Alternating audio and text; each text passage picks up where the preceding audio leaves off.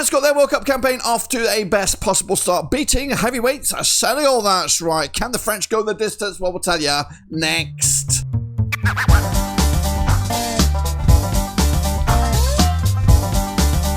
That's right, folks, back once again with another video too. Today we're taking a look at France versus Senegal, reviewing the game, which of course took place just yesterday. Of course, what's the state of play in the table? Well, we'll get into it, all of it in just 1 second. If you're new where you've been, smash your subscribe. You want to shop Bob Lappin Rovers World Cup reviews. That's right, we're going to all hear under one Ruski. Senegal gave them a game, they did. Are they contenders to make it through to the knockouts and beyond? Of course, we'll get into all of that in just a second. Big shout out to my members of the patrons. You know who you are. And can we get a cheeky 48 likes on this video? Each and every one of the likes for each and every one of the nations at this World Cup. So let's get into it and talk about it. A game which was, of course, tight between these two nations until the second half, when it was the France show. And in fact, that Kylian Mbappe show, opening up with, of course, a couple goals for himself. 3-1 victory, though, in the end for last World Cup's finalists. Can they get there, the distance this time around? Well, they look like they got all the gear, don't they? But Senegal did give them a run for the money, and it made it a little bit interesting at the very end. But as you can see, 3-1 win it was. But it was all square at half-time, and I thought maybe the Senegalese can get something from this. But no, of course, a little couple tweaks here by the coach, maybe a flea in the ear there of a couple of players, but they did come out the second half, all guns blazing. And of course, gave it to Mbappe. Smooth as silk, if you like. And he put the ball in the back of the bins there to give the French the lead. It wasn't until Bradley Barcola doubled the lead. That's when it became all game over. And of course, the French had a nice, comfortable cushion. But Ibrahima Mbaye, the youngster with a rocket, gave Senegal some hope there on the 95th minute. But it wasn't there until Mbappe added the cherry on top on the 96th minute to put the game to bed. But if you looked at this game at half-time, of course, I know it was 0-0, but Senegalese had 2 or 3 chances that could have been 2 or 3-0 up to really put the pressure on Deschamps and La France. But they got there in the end, 3-1, 3 points, and of course looked good over in their respective group. Then, as you can see, though, that throughout the game, possession-wise, or at least stats-wise, France had more shots to that of Senegal. And as you can see from the possession, they had more of the ball as well. So ultimately, the French were in cruise control throughout the time. It was just about when. It was all about when they were going to get the goals. It wasn't a matter about if, because they had tools on the locker to bring on if they needed to. But speaking of tools, these were the tools used, of course, for both sets of teams. We got double French. What's going on there? Well, that's more like it, of course. Here we go with the starting lineup, starting with the French, with Mike Megan between the sticks. We had Deo, Upamecano, William Saliba, Theo Hernandez, Jules Koundé at the back. They had Tchouameni, Rabiot, Doué, and Olise in midfield, with Dembele behind Mbappe.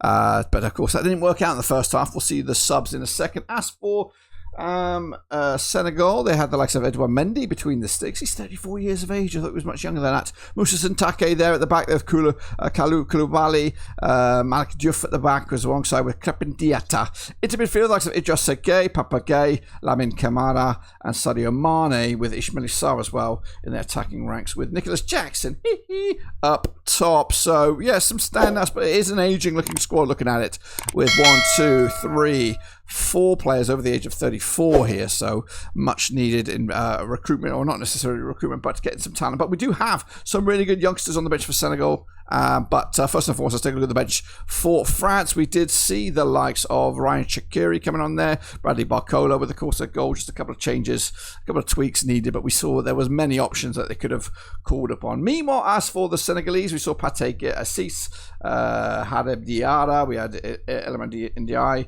Abraham Mbaye, and Bamba Dieng coming on for these for the Senegalese to get back into it. But of course, it wasn't meant to be.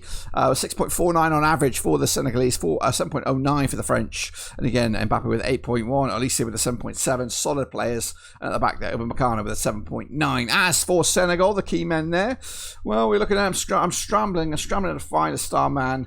Maybe Gueye with a 6.7. Back to midfield with a 6.7, so not really offering much from the starting 11. But I honestly thought they had some chances. I think Jackson, 5.9 is a bit harsh. He had a couple of opportunities to put the ball in the back of the net, so it might be a bit low low blow on them. But as you see the momentum, it was an even sort of competition in the first half, if not so, leaning heavily towards the Senegalese. But in the second half, it was all France. Nothing there for Senegal to get back into the game. As for the situation in the table, as you see it, the French do top the charts ahead of Norway. Actually, to tell a lie, the Norwegians are in front ahead of La France, of course, with that extra goal scored against Iraq. And then, of course, in the second round of games, the France will take on Iraq.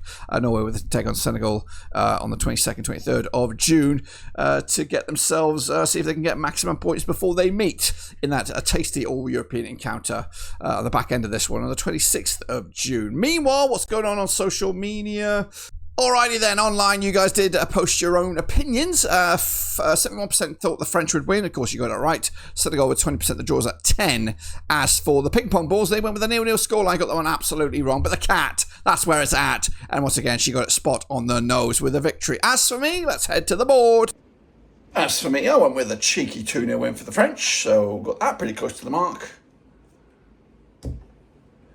And all we need to do now is update the scoreboard for France. Big fat 3-1 victory over Senegal. Well, there you have it, folks. There you bloody have it, of course. Austria. Well, there you have it, folks. There you bloody have it. France are up and running with a win. They look good. They look great, in fact. And, of course, I don't think they got out of second gear. So this team is going to go far, guys. I think they are definitely in the mixer for at least the semi-finals, probably more than that. And, of course, they've got a lot of talent waiting on the wings to get their opportunity in this World Cup. But until then, though, we'll see you for the next round of games, whichever they'll be. Until then, we are done.